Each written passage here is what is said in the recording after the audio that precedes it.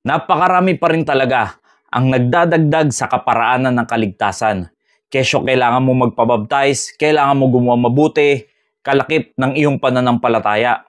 Ibig nilang sabihin na hindi pa buo ang iyong kaligtasan kung pananampalataya lang ang meron ka. Kumbaga parang partial ang nangyaring kaligtasan sa'yo. Sa pag-iisip nyo ng ganyan ay niwawalang bahala nyo ang kamatayan ng Panginoong Jesucristo na parabang hindi pa sapat ang kanyang ginawa sa pagkatubos sa ating kasalanan sa pagkapako niya doon sa krus ng Kalbaryo. Na parabang sinasabi niyong kulang pa ang kamatayan niya at kailangan mo pang gumawa ng mga bagay na ito para ikaw ay maligtas sa pamamagitan ng mabuting gawa, sa pamamagitan ng bautismo sa tubig, at kung ano-ano pang imahinasyon ng tao na idinadagdag para sa kaligtasan. Makinig kang maigi kapatid, unawain mo ito. I do not prostrate the grace of God, for if righteousness come by the law, then Christ dead in vain. Kung sa pamamagitan ng kautusan ay ang katwiran, kung gayon ay nawawalang kabuluhan ng kamatayan ng Panginoong Jesucristo dahil hindi ka na nakatingin doon sa biyaya. Now, makinig kayong maigi.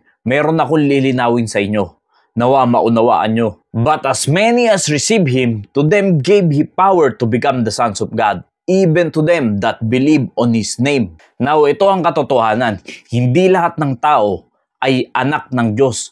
Magiging anak ka lang ng Diyos kung ikaw ay maboborn again in spirit, according to John chapter 3 verse 3. At sa John chapter 3 verse 5, yan yung pinagbabasihan ng karamihan kung bakit daw kasama ang water baptism sa kaligtasan, na yung sinasabi diyan na born of water ay baptism daw ito. Samantalang hindi yan ang context ng sinasabi ng Biblia dyan sa born of water. Dahil yung born of water dyan ay nangangahulugan sa ating physical birth at sa Word of God. That which is born of the flesh is flesh, and that which is born of the spirit is spirit. Malino na tumutukoy ang physical birth natin doon sa born of water na sinabi sa John 3:5. Itutuloy mo lang naman sa John 3:6 para maunawaan mo yung context niya. At yung ipinanganak naman sa spirit ay sa spirito nga. Being born again not of corruptible seed, but of incorruptible by the word of God which liveth and abideth forever. As a Christian, tayong mga mananampalataya ay dapat tayong nabubuhay na sa salita ng Diyos. At yan ay pumapatungkol din naman sa ating pagiging born again. Nakita nyo po, hindi yan kumukonekta sa water baptism. Now, babalik tayo doon sa John 1:12. Kaya ka naging anak ng Diyos dahil ikaw ay nanampalataya sa ating Panginoong Jesucristo. Tsaka ka lang nakaranas maging anak ng Diyos. Tsaka ka lang binigyan ng kapangyarihan na maging anak ng Diyos dahil ikaw ay sumampalataya sa Kanya. But as many as receive Him. Sino ba yung many na tinutukoy dyan? Tayo yan dati nung hindi pa tayo sumasampalataya sa Panginoong Jesucristo. Nung ating siyang tinanggap sa pamamagitan ng pananampalataya, ay tsaka pa lang tayo pinagkalooban ng ating Diyos na maging anak niya. Sa makatuwid bagay, tayo'y naging anak ng Diyos. Tayo rin naman ay nakaranas ng pagiging born again in Spirit, at tayo rin naman ay nakaranas ng kaligtasan sa pamamagitan ng biyaya ng Diyos nung tayo ay sumampalataya sa Kanya. Now, sa verse pa lang na ito ay napakalinaw na. Kung ikaw ay naniniwala na nagkaroon ka ng kaligtasan dahil ikaw ay naging anak na ng Diyos at naranasan mo na ang spiritual birth o ang pagiging born again, then dapat ka maniwala na nangyari yan dahil sa pananampalataya, hindi dahil sa bautismo sa tubig, hindi dahil sa mabuti mong gawa na idadagdag mo sa pananampalataya, dahil napakalinaw dyan. Kaya ka lang binigyan ng kapangyarihan na maging anak ng Diyos ay dahil tinanggap mo siya sa pamamagitan ng pananampalataya. At wala nang idinagdag dyan pa para ikaw ay maging anak ng Diyos. Dahil napakalinaw na hindi ka naging anak ng Diyos dahil sa bautismo sa tubig at sa iyong mabuting gawa.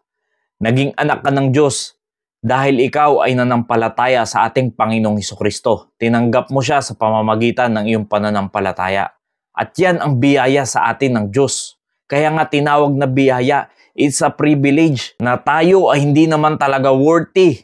Pero dahil sa habag at biyaya ng Diyos sa atin, tayo ay nakaranas ng kaligtasan. Tapos ito ang mga tao ngayon, gumagawa ng sariling kaparaanan ng kaligtasan na parang kulang na kulang pa ang inihandog ng Diyos sa atin na kaligtasan sa pamamagitan ng Panginoong Jesucristo. Dahil kung sasabihin natin na kasama ang water baptism para ikaw ay makumpleto ang kaligtasan mo dahil parang partial lang yung pananampalataya. Kumbaga 50-50 pa yung kaligtasan mo dyan. Mabubuo lang pag ikaw ay nagpa-water baptism na.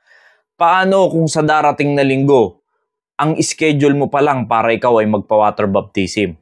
At sa hindi inaasang pagkakataon, hindi mo naman ine-expect ang haharapin mo sa kinabukasan at bigla kang inabutan ng iyong kamatayan. Pero ikaw ay may totoong pananampalataya ka naman talaga sa Panginoong Jesucristo. Tingin mo ba ay hindi ka talaga maliligtas dahil hindi ka lang umabot sa water baptism at nakaset ka naman na sa araw ng linggo? Nakita nyo po, hindi po ganyan ang pamantayan ng ating Diyos patungkol sa kaligtasan. At ganun din naman sa naniniwala sa good works.